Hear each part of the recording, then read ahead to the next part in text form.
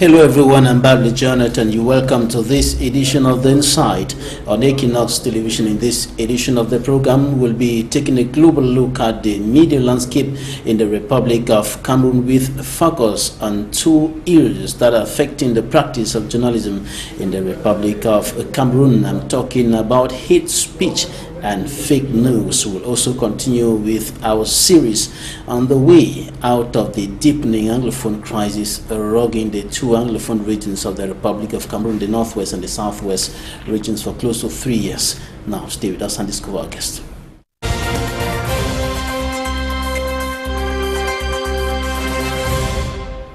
Our guest in this edition of the program is Professor ENOH TANJONG. He is one of Africa's best communication experts. He's a senior university don. Professor, you're welcome to the program. Thank you very much for inviting me.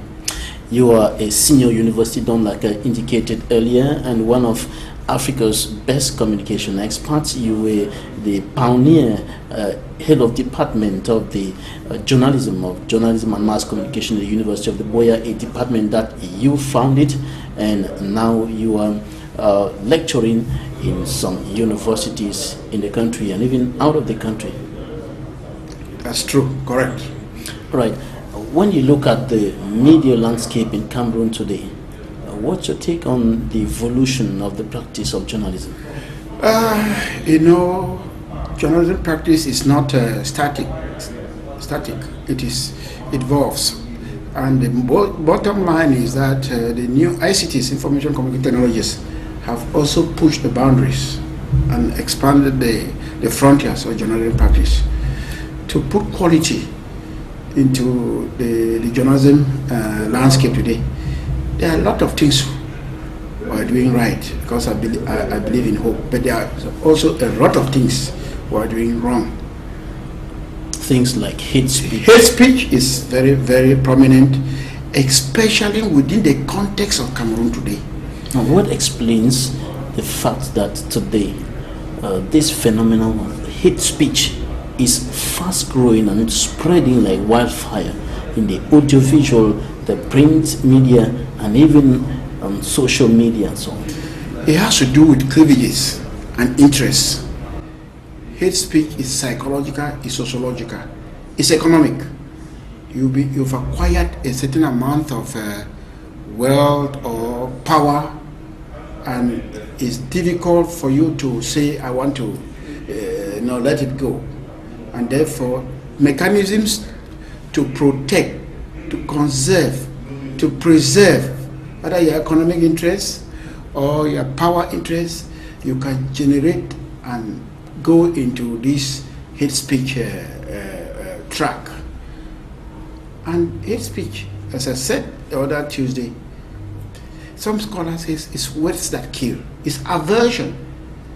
Probably you don't even have something to offer, but you rally your family, your tribe, your village, your region, and to say it is the best and the rest are not good. Sometimes you claim patriotism, you claim sanity, you claim you are right, you have a fixed mindset, and you want to spread it and impose it on others. Hate speech is very dangerous. You know examples of hate speech around the world. I've got it, both hate speech and hate media content. All right, Prof, we're going to take an extract of Peter Isoka, President of the National Communication Council of the Republic of Cameroon. This week he was speaking on hate speech, elaborating on the fast-growing phenomenon of hate speech in the Cameroonian media today, and also on the damaging consequences of this phenomenon and the urgent need to eradicate it. Let's take a listen. At the end of these exchanges, you would have worked towards doing away with the often extreme consequences of hate speech. These adverse effects, which include deepening division in society, radicalization, increased extremism, and shrinking national morale are the most likely bedrocks of wars and instability. It is therefore imperative for the protection of our profession to avoid all irresponsible attitudes that would relativize values. That such speech is rampant in our media organs is a cause for concern. That was Peter Isoka, President of the National Communication Council of the Republic of Cameroon, speaking there on hate speech. When you listen to the President of the National Communication Council speaking, it presents the gravity of the problem. Yep. As you talked about the President, Peter Isoka, I was invited, I participated as one of I presented a paper there, and my own had to do with impact of his speech on the audience. I have just told you that on that day on the day that conference took place, it was 9/11, the day that this American terrorist attack. His speech, terrorist attack came from his speech. 3,000 people died, about 6,000 injured. Those are the consequences. If you come to Cameroon, let's leave America and come to Cameroon. His speech has driven people nuts. As I'm talking to you now, there are people my people are in the bushes. In Fortabe, where I come from, it's non-existent. That is the consequence of hate speech. It's a consequence of dangerous, reckless, irresponsible journalism that portrays others are not good and others are better. And hate speech is something that can last minimum 100 years for revenge, because it trickles down, it goes from generation to generation. So these are the people you are identified. Politicians must be very careful to manifest hate speech. Academics, especially in Cameroon, the society thinks that people who have gone to school can come and give them services and technical knowledge and skills on issues that we can work and come to consensus. But unfortunately in Cameroon, we have hungry people who go on the air and make dangerous and inexcusable statements about people sociologically, regionally, or a regional province or tribe. When somebody tells you that these people are dull, what do you think? They are rats. They are rats. Somebody. These are, it's not acceptable. That's why one of my friends said, communication is inside out, not outside in. You must think before you talk. Because hate speech is like a bullet that destroys. It does not construct. We should use communication to construct, not to destroy. No, the President of the National Communication Council attributed this problem to poor training, talking about journalists, and also talking about, equally attributed it to the invasion of the what is referred to as noble profession by persons who are usurping the title of journalists. Yes, a lot of things. If you read a book that I wrote 12 years ago, about 2012, it's called something Media Balance in a Fragile Democracy. Hate speech has come at a time that our environment, our context is very fragile. Put it in quotes, fragile democracy. All the democratic institutions, the executive, the legislature, the media, and the judiciary, they are very fragile. And therefore you have to be very careful when you promote hate speech, because each of these has not got a lot of capacity to fight hate speech. So what do we say? The journalists must be very careful. The journalists should not have a mindset or enclaved or be recruited by apostles of hate speech to propagate hate speech. There's one thing. The excuse is that journalists are vulnerable.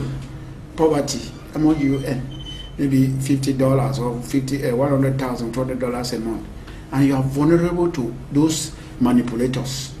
If they tell you, if you go and listen to hate speech, either written, oral, or whatever, in that workshop, we recommended that turn that into love reporting. Love reporting is if I produce hate speech, don't report it verbatim because you are just destroying. Turn it around, report it in a loving way so that people can love each other. We are in a situation in the world where today is your version of Cameroon. Tomorrow will be a different version. Version and visions. Generations and epochs have different perspectives. And the impact of this problem is far-reaching in Cameroon today with regards to the current socio-political and security crisis in the two Anglophone regions of the country. You're right. If you look at Cameroon, we have Boko Haram in the north. You have some people from Central Africa in the eastern province, eastern region. In the southwest and northwest, there is a lot of trouble. And you bring hate speech into this context. There's something wrong with you. No, the main problem. Then there's election. You know, election is a very fertile ground for hate speech. This electoral process. You have to minimize it because people will be held responsible. It can take 100 years. You'll be held responsible for whatever comes out. And whatever comes out does not go back. Go ahead. You earlier qualified hate speech like a bullet. It's a bullet. It's very destructive. And when we look at what has been happening in the country with some persons using hate speech, and then we look at what is happening in the two Anglophone regions of the country, we are tempted to say that communication today has become a tool for destruction at close to 90% in Cameroon today. Yes, you are right that the communication tool is very dangerous since some of them are producing hate speech. But I live on hope. Given the looming disaster we are having, we can turn this around. We can use communication, we can use journalism to construct rather than destroy. How do you do that? You produce programs that give hope. I'll give you two. One, if you look for in the theory of uses and gratification, you have entertainment, you have information, you have this. But let me zoom in on two. One, entertainment. When you are radio station or EQUINOXE television plays religious music, plays some kind of music that gives hope to the citizens, Anglophones, Northwest, Southwest, you are generating very positive approach to immunizing people against hate speech. The second one is surveillance, which you are not doing. Surveillance is an alert, a wake-up call for people to know how to survive the environment. Let me tell you, for example, you are living here, Douala for Boya, and there is chemicals. The radio stations and television must, which are very immediate, should be able to report on their dials that, look, there is a schemic around maybe my 16, and then people can turn around and stay in Tico. That is what we call surveillance, and that media has that power. You're doing it well with health communication.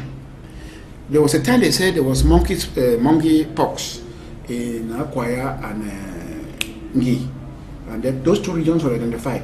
The population takes that information and takes precaution to avoid contamination so that monkeypox will not spread. You also have a responsibility as a journalism professional, both in the small and the big sense, to promote surveillance function of the media. That means you should be able to be reporting. You are doing it, but I see Mimi does it. Like something has happened about 12 noon. You report it at about 6 p.m. Prime News. It's okay to report it in the news form that way. But I would have liked that if at 12 noon it was reported, or 5 minutes past 12, Please avoid Munya Market, citizens, because there is skirmish or something. That is a way to save the populace, the citizens, from stray bullets or whatever. Did you get me? That's surveillance. You have to emphasize surveillance. We'll certainly be coming to the communication tool that can be used to quell down the crisis in the two Anglophone regions of the country. But now I want us to look at how to effectively eradicate this phenomenon of hate speech, not only in the audiovisual media, but also in the print and online media. Yes. To say eradicate, I will be very worried about it. We might not completely eradicate it, but we must do everything to bring it to a significant level, a low level. But to eradicate, it's a phenomenon which is, it's built from psychology, it's built from interest, it's built from economics. That means you can generate hate speech. Nobody, you know, the country is going through social change, economic change. There are some people who are so tired, they've benefited from certain versions of Cameroon, and therefore they will use hate speech. So we will not eradicate it, but we will ask that the media should not be a tool to promote it, because it will be wider. You can reduce it. We will reduce it to a very significant percentage if all of us are on board. What does it require? And of course, it requires conscientization, everybody, ethics. Everybody, like the president of the National Communication Council was indicating, that it's not a problem that should solely depend on the shoulders of the National Communication Council. Absolutely. But everybody has to come on board. Absolutely. I gave, in that workshop, I said that one of the ways, the mechanism for a citizen, a civil society, to participate in eradicating hate speech is to create tracking organizations to identify hate speech across the medium, the quality of the hate speech, where it's emanating from, and how. All of this, you do a matrix, maybe it's 10 by 10. You when you get this information, when civil society gets this information, it can put out the information to say, this organization in a month produced 20 or 30 hate speech directing to this audience, targeting these people. Consequently, the civil society, the citizens will get that information and begin to know how to use that medium. That means, in a way, you immunize the audience for them to reject. You can reject it so psychologically. You can reject it physically. You can switch off your television. You can switch off your radio. You can refuse to buy a newspaper because hate speech is in that newspaper. What is the consequence economically? That newspaper slides down in sales, and therefore it will be sanctioned by market forces. It will go out of circulation, or go out of broadcasting, or out of television viewing. Now, the National Communication Council has been taking a number of actions to fight against this phenomenon of hate speech, sanctions on some media practitioners and media houses. But we observe that at a certain extent, the National Communication Council is practically powerless. When it sanctions some media organs, they continue operating as if nothing happened. Some of them even taken to court.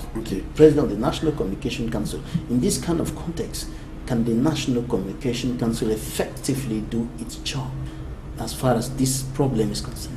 The Communication Council is doing its job, but the Communication Council should realize, in this kind of context, there's something that we call arrogance and impunity. There are some people who say, you cannot do me anything, I'll continue with the hate speech. History is not on their side. Always learn to be on the right side of history. How do you do this? How do you try to moderate these kinds of people who have acquired power and they have arrogance and they say you can do anything, that's impunity? The society has to sanction them. The National Communication Council has a limit, but I can assure you that the society should be able to boycott. Should the government not give more powers to the National Communication Council? I guess so. I don't know the limit of their powers, but in certain societies, their communication councils have a lot of power. This one, I don't know how far they can go. This National Communication Council, in terms of putting brakes on irresponsible, reckless journalists. Another point, your professional society that you belong to, because they are called professional societies and they are based on ethics. They should be able to bring these reckless journalists to book. Yeah. But do you have that? You are in which professional association? Anglophone Journalists Association. That should be a very powerful weapon to ostracize these kinds of people. If there are people in Anglophone where practicing and preaching and hate speech. Professional societies are very important. In other societies around the world, professional societies play a very important role outside the National Communication Council. I even asked that, I also suggested that they should have what they call an oversight committee. I think they have a sub in the Communication Council. But an oversight committee is a committee based with eminent people, legal minds, ethics, theologians, religious people that can always bring the attention of these kinds of evil to the general public and channel the efforts to profitable end. The National Communication Council is focusing a lot on the visual and print media, and very little is done concerning the internet, the online media, the social media, and so on, where the viral or hate speech is just viral. The answer is simple. You have to have technology. Understand? Technology is important. If they have the technology, they can do some things. But without the technology, the gadgets, that's the danger of globalization. The boundaries of the world are becoming smaller and smaller. Frontiers are becoming reduced. So, what do? You have to use the human mind to immunize people. In the extreme, you say census. Census means what? Technologically, probably you block, but it's not advisable. Only develop the mind to be people to be able to sort, to differentiate between hate speech and love speech. If love is the opposite of hate, you understand? If the citizens know that, they will put brakes, they will switch off. We have something in communication theory, we call it selective exposure. You understand? There are a lot of people who don't take certain blockers because they are switch off. Those who preach hate speech. There are blockers that I don't go to. Or there are certain Facebook, whatever I call it, I don't go to them because I know they are hate speech. There are certain content that are very shallow. They don't know about Cameroon. When I read, it's very low. Even a primary school person would know that this is it's very light. I don't go to that. Those are ways of citizens sanctioning. What we should look for is to educate, to sensitize, to create awareness of our people, to be able to differentiate between hate speech and love speech, to be able to differentiate lies and the truth. Right. And have even a repertoire where there are organizations that check facts. When you watch CNN, 5 minutes after somebody makes a statement, there's an organization that is coming to check the facts, whether the facts, what is said, has a basis, has a data to check the facts. Say the budget of maybe for Thai people are spending 100 million. They go and check that they spent 2 million, and I come to and blow it off here, that's 100 million. You understand? They said no, they spent 2 million, not 100.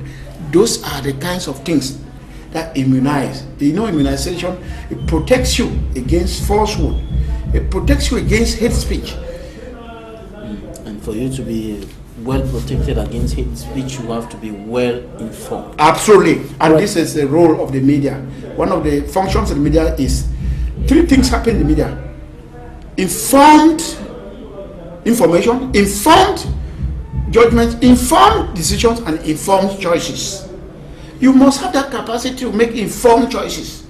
Between myself and Jonathan, who do you want? So I want Jonathan. Oh, it's a nice guy. I met him. That's an informed choice. All right, Prof, we're going to take the press review. Okay. We'll take a look at what the print media reported this week with Franklin Mwabe. And when we come back, we'll talk about fake news.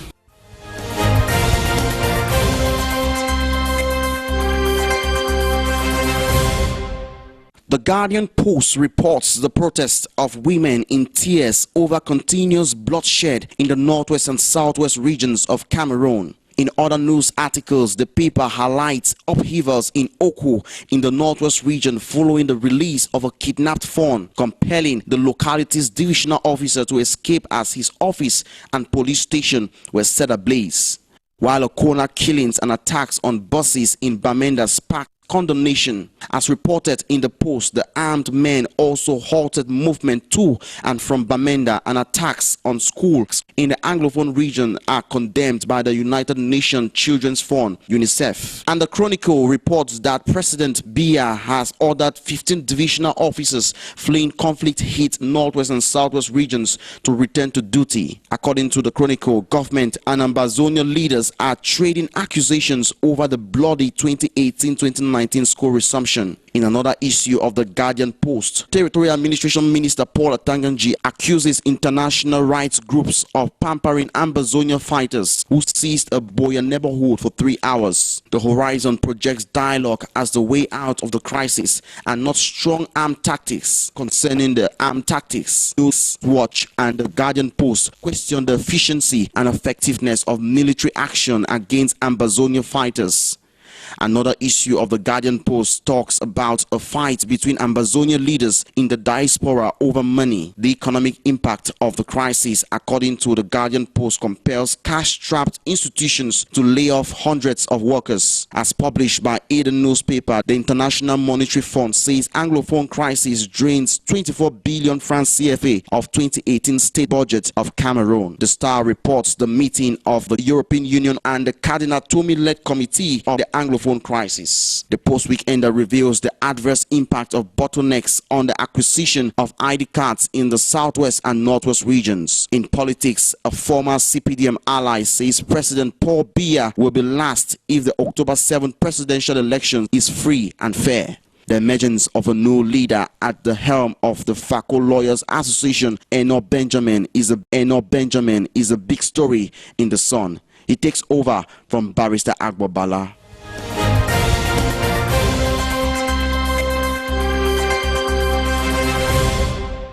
That was the press review by Franklin Mwabe. Another problem, Prof, seriously affecting the practice of journalism in Cameroon today is fake news. Yes. And this is fast growing with the growing phenomenon of citizen journalists, where just everybody wants to become a journalist, wants to publish pictures, videos, information, sometimes fake. Yes.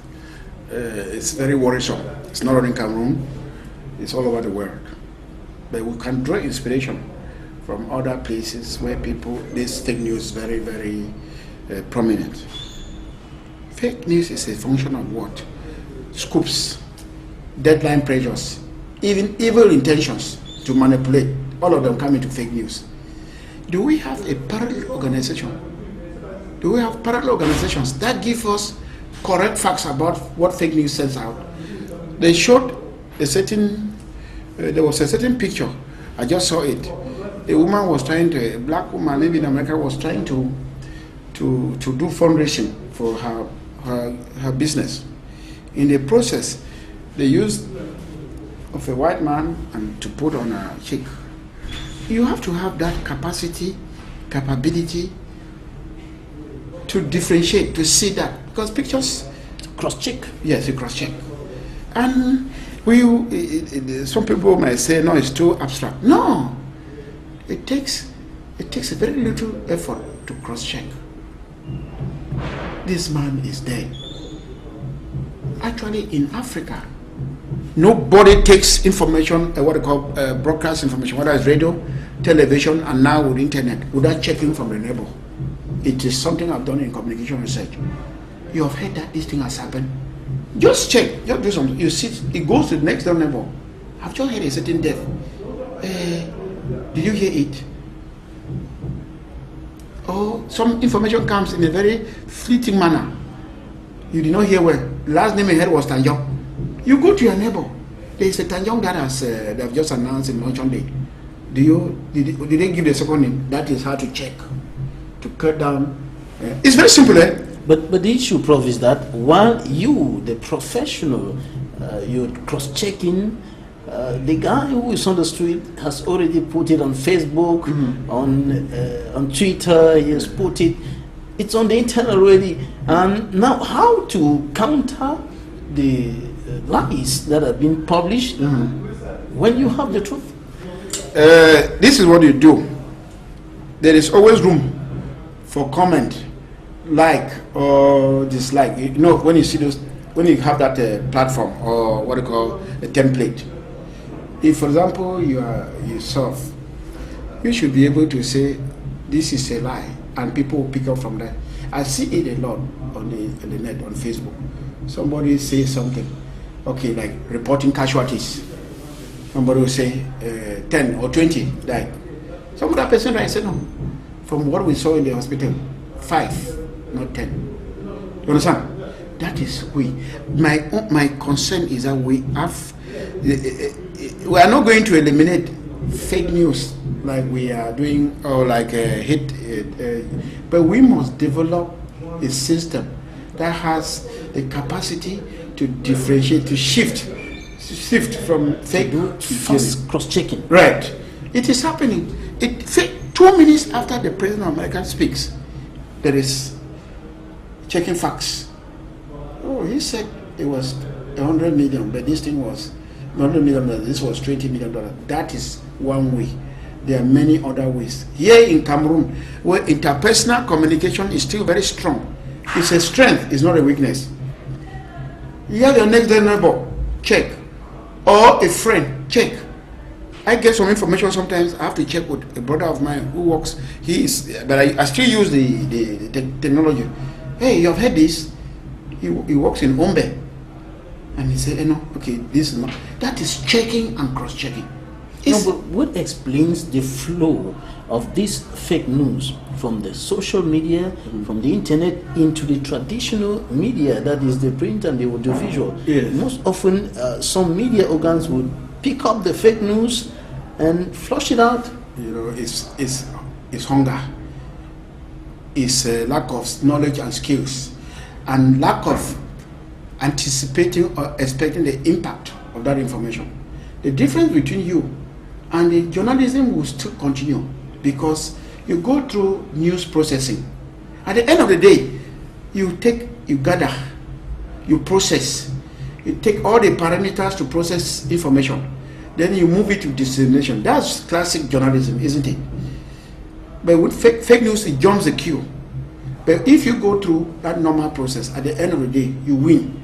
Even though you have fake news leaps from just gathering, or not even gathering, they don't even gather, they just publish. No so treatment. It doesn't go through the classic journalism training that we've given you guys, that you go through gathering, you process, you take the elements of news, prominence, that proximity, you consider all of them, and then go to disseminate. There is this problem of the mad rush for scope. Yeah, that seems to be favoring the spread of fake news. Yeah, but when the scoop comes out and people read and say the headline does not tie with the body, they switch off. This is true. It's just a very dangerous headline. You know, maybe Fortabe is gone or whatever. Then you come down, it's a different story. There are a lot of people that cannot even sell their newspapers. Go and do trends in sales. They have to go to people to. Otherwise, we have you can optimize our market and go even if you produce quality. So information must have quality. The fake news comes and goes. You check it through fact check. You check it through organization, citizens organization publishing fake, denouncing fake news. You check it through immunizing the population and yourself about that fake, of that kinds of news. You tell, when you read a story, check. I did a study in 1994. We found out that people go to international media because of the fake news. Fake news is not really the fake news that we have been generating locally. It's not credible. They hear something about Jonathan, and they said, let me check from BBC, let me check from this. Is part of trying to reduce the spread of fake news. Yes. It's better to not to have the scoop Yes. than to have a scoop and it's a fake news. Absolutely. All right, Prof, earlier you mentioned the issue of training. Yeah. And you are the founder and the pioneer head of Department of Journalism and Mass Yes. Communication in the Yes. University of Boya, a department that you set up, you brought it up, and you left it at a certain standard. Yes. When you look at the JMC that we have today and the JMC that you left, what do you think? Thanks. Let me not suffer from the sociological phenomenon which says mine is best or my generation is best. But let me tell you, JMC to me is a passion. It's in my DNA. I spent minimum 24 years with JMC.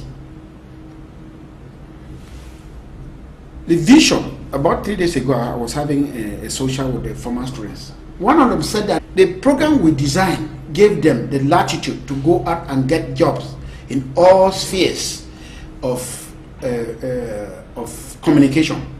We introduced PR, public relations, research, print journalism, broadcast journalism, television journalism. This is broad-based in 3 years, and the children were heavily, we gave them the best. The idea at that time, and it's still on because the girl gave a testimony, is that when you go out, you'll be able to feed yourself in one sector or the other, corporate world or public world, which is government. And there's testimony to that, and it has worked. Because I have my former students both in the corporate world and the governmental world, or call it public world. Radio. Public service. Public service. Go to CR3. Anglophone desk. The people that make it JMC, I can tell you this. Go to the come to Douala. We're in Douala. Check. If you see people like, all the kids you see. Well, the statistics is that sometimes I sit in my little corner in my house. Out of the 11 people who anchor luncheon day, sometimes 10 are former JMC from the provinces. Sometimes the anchor here on the JMC. I am very proud and happy. I spent 12 years plus not only conceptualizing but implementing the JMC program. I paid dearly. Paid my career, my global career, my family, etc. But the good news, because I live on hope, is that JMC is strong. I will be very careful because they're changing hands the last 1 year or something. Yes, but the some of the is now headed by the news coming to me now. The news coming to me now, as much as I want to keep cool, it pukes me. JMC is not for sale. To go to JMC, you had 9-10 points. It was not accident, it was deliberate, because 500 students were applying to come to JMC. How do you scientifically take 100 or 50? You go through their performance at the A level. A is 5 points, B is 4, C is 3, D is 2, E is 1. You can have 5 A levels and all E's, that's 5 points. But there's a kid with 3 A levels, 3 A's, multiplied times 5. Is that not 15 points?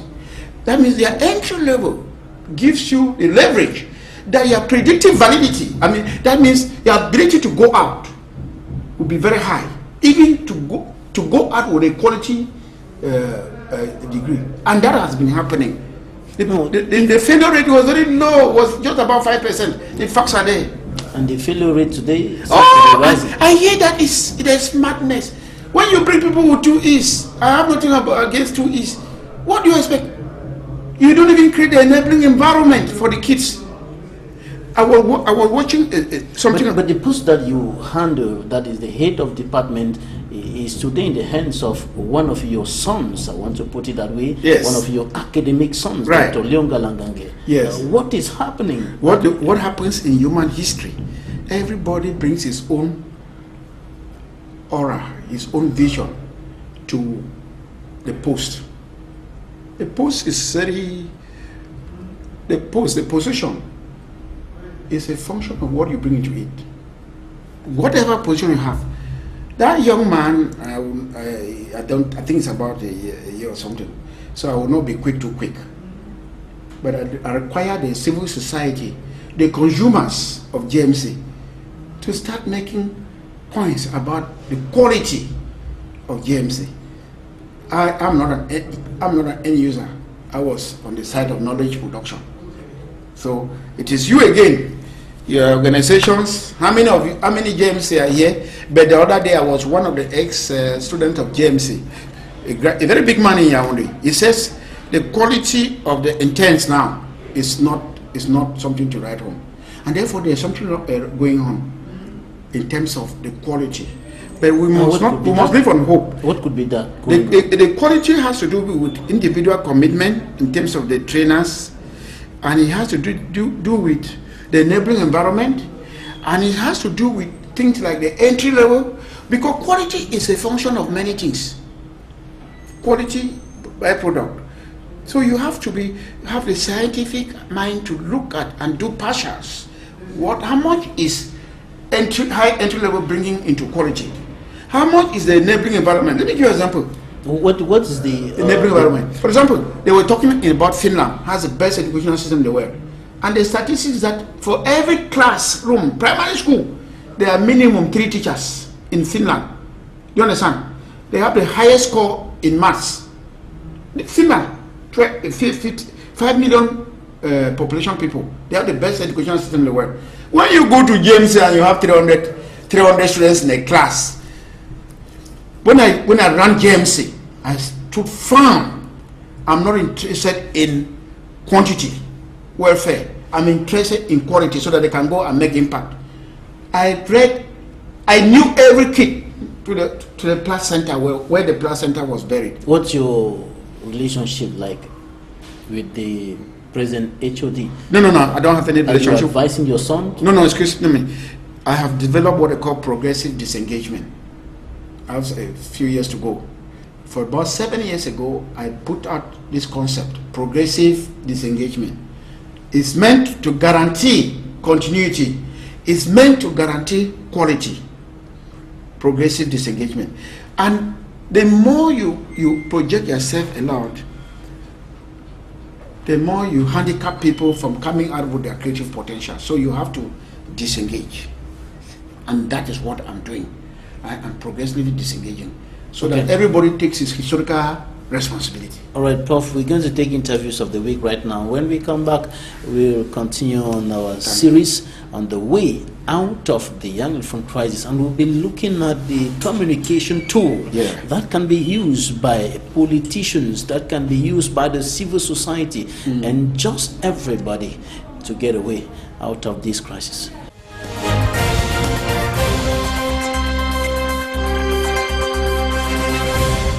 Even human rights activists in the Northwest are afraid to talk because they don't see themselves being protected. They are afraid because when you talk, they say you are a terrorist. Women play a big role when it comes to defending human rights, and they have a special touch when it comes to times, especially times of crisis like this, because women are mothers and they can easily penetrate places that even men cannot penetrate. So I think it is timely for us to train women to do this work during these risky times. This period is especially sensitive because we are at the eve of a major election, the presidential election, during a period where insecurity is increasing, especially in the northwest and the southwest region, but not only in these regions. And it's very important that human rights being protected during this period, and especially during this period. It's a work not just for the National Communication Council, it's for everyone in the communication area, because it's a situation that affects all of us and it impacts the society. If one is curbed and the other is not, we have not made a difference. I think this is to make a difference in the way we use speech in our media. They are light in their character. Some of them have not received any training. Some of them have come in the profession without knowing where they were going. And any Tom, Dick, Harry is a journalist today. Maybe, if there was more training, it will help us. Today with social media, things are going very fast, especially promotion of rumors and fake news are being done, and therefore we are teaching the people how to react more rapidly and in a better way in case of crisis. And the other one is just culture, which is learning from the errors being made and trying to improve the system from those errors instead of systematically blaming and looking for responsible people and blaming them. Policymakers are mindful of the need to industrialize. We're trying to take the right action. We also face some external shocks. This is also linked with the dependency in commodity product. When you export commodity product, you are regularly faced with external shock. When the price goes down, your revenues also go down. I don't think commercial banks, with the product they are using to finance the economy, are actually fit to finance a sound and a robust industrialization process as we are expecting one in Cameroon. Africa, especially particularly Central African countries, should base their industrialization process on their natural resources. We know that there is a huge potential in terms of natural resources. So this is what we are promoting, the exploitation of natural resources. So we are promoting transformation. We will deliver on the 31st December, all will be, the stadium will be delivered as it has been said. Visibly, I am satisfied, but I think more still has to be done, and done in record time, so that those who think that the work is not going on should equally see for themselves. So we are calling on Pichini to redouble their efforts.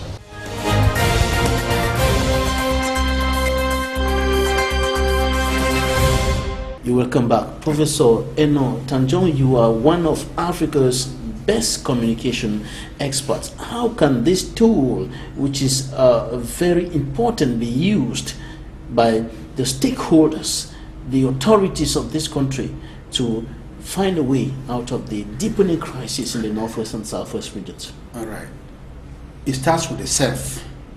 Communication says, in communication theory or scholarship, communication starts with the self. That means all the stakeholders, politicians, academics, media practitioner organizers, they must start by fine-tuning their own communication skills within themselves. That's what we call intrapersonal communication. What do you want to say? How do you two want to say it? That's the first point. So you process the information and you go about that. The second one is one of the tragedies of our time. Communication is listening. People don't listen. People don't listen. Communication. So you must learn how to listen in communication. I have watched debates across this country. I cry. We have spent 15 years winning debates on newspapers, television, radio airwaves, television screens. Debates, you win. I say I've won. I'm very pedantic. My point is the best. Winning debates. when you go to the ground, nothing. That is not where I'm coming from. The way forward is for you to process your communication well. If you are a politician, know that anything that comes out of your mouth takes minimum 100 years to be people to forget. It's even more dangerous now because with the technology, retrieval storage technology is very powerful. You even disown. People have disowned their own speeches when they are caught. So you have to process that information yourself. When you go into a public arena or discourse, listen. Communication is not divergence, it's convergence. Listen to my vision or my version. I listen to yours and I say, where do we meet? Where do we go apart? Where do we disagree to agree? Now, as the crisis continues deepening with thousands of persons who are now internally displaced, IDPs. They are in other parts of the country, some are in the bushes, some are even in neighboring Nigeria, and the rate at which people are leaving the northwest and the southwest regions to other parts of the country is even increasing as we talk now. And there is communication coming from the two parties or the two sides of this crisis. I'm talking about the government and of course the those who are fighting for the restoration of the independence of the former Southern Cameroons. How to manage these two? What are the two parties expected to do? Who is expected to do what? As far as communication is concerned? Honestly, the two parties should listen to each other. If you have an enclaved mind, you get it wrong. Very prominent people have been asking for inclusive dialogue, that's inclusive communication. People are asking for you journalists to do peace communication. What is peace communication? You build blocks for people to start feeling, yes, my point counts or my vote counts. Once people don't have that in their psyche, it damages their psyche permanently, becomes a scar, and they drift. We need responsibility. We have responsibility as communication people. Some of these things have happened in other levels of world. And let me add, after everything, after the differences, we end up on communication. No war has ever ended without people going to the conference table to say, let's talk. When you say let's talk, it's communication, isn't it? And practically impossible if the two parties cannot listen to each other. It's what we call obtrusive experience. It's different between a phenomenon very far. You just look. Let me give you an example. HIV/AIDS. When it came, it was very far. It was America. It was this. It was this. But when neighbors, relatives, brother, sister, father, mother started dying of HIV/AIDS, that what we call obtrusive experience. People started, hey, that HIV/AIDS is true. Eh? Look at the disaster we're having. As I'm sitting here, I have obtrusive experience of what's going on. My village is in, I don't want to call the word bush, we call it etem. Etem means bush house. Fortabe is not, people who have gone. One of my brothers had a malaise and died. We have to talk, we have to listen to each other. But when we look at the state of things today, we notice that on one hand, there is a fixed position. This is what I want. I don't want to hear any other thing. This is what I want. And on the other side, it's a taboo to talk about this thing that you're requesting for. So how can things work in this kind of humanity requires convergence. It requires give and take. You understand? If you take your kids in the house, you have two kids. One is this, one is this. You as a father, you start bringing. I believe that the conference that Cardinal Toomey Dr. Simon Munzo? Yes, and Dr. Munzo and the rest of the civil society. Everybody is involved. Do you see the pictures of women crying, weeping in Bamenda and Boya? That is part of civil society. We have come to have a direct experience with it. Those who are adamant, who are living in ACs and the rest. Like when I went here, the workshop was in a 5-star hotel, AC, lot of suits. Those are living in an abstract world. It is coming. There are people now that have 20, 30 people in their houses in Douala Yaoundé. Anglophones. You understand? Francophones, their neighbors. When we start having these experiences, there will be a time we'll say, let us sit down and talk. That is communication. Don't tell me that it's my own version of Cameroon or vision of Cameroon is the best. Who told you that? It can take 10 years. It goes out of existence. Policies come and go. Economic booms come and recessions come. Happiness come, unhappiness. I am in a generation that has suffered so much. We're seeing the outcomes, but one day, because I live on hope. I'm not a pessimist. I live on hope. If I go before, pray for me. But those who come after, they will have better life. We should always, Obama said it, better. That word better. We should always pray, work on better, being better.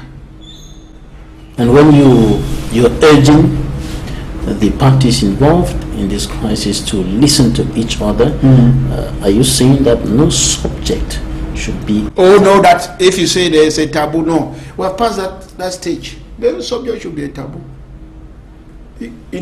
Because it is very clear. If you do that, you are not listening. I told you that part of communication is listening. What is a taboo? There's nothing in human history which is a taboo. It can be a taboo for 10 years, even for 100 years. The next year is not a taboo. Look at the symbolism, communication symbolism between Raila and Uhuru. Did you see it? They shook hands. They apologized. From today, I will never abuse you or I will never say bad things about you.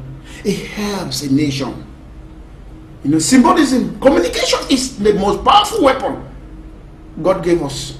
It can either build or destroy. You're right. Now we're going to wrap up this edition of the program with the award that you recently received. You were awarded an endowed professorship by the ICT University. Yes. I'm really honored and humbled. And my former students all over the world have been writing to me. It is something I thank God for. But let me say what I've written to all of them. The award is for the past, the present, and future students of Department of Journalism and Mass Communication, because it's their thing. It's not my thing. We're all in the same boat. It has to do with recognition of my modest efforts to give journalism training, journalism education, a facelift. Notably through the establishment of the ICT University across the African Absolutely. I do a lot of consultancy around the world, and there's always sometime, somewhere, the people recognize you. And I thank God I'm having it, not posthumous, which is a syndrome in Cameroon. It is when I'm alive. All right, Professor ENOH TANJONG, Senior University Don, one of Africa's best communication experts. Thank you for joining us on this edition of the program. I am honored. And let me say the last thing to you. Let us live on hope and say that serenity, this serenity we are living through, is not freedom from the storm. It's peace within the storm. And that these dark days should not live long until we see brighter days. God himself, we should all pray, put everything in prayers.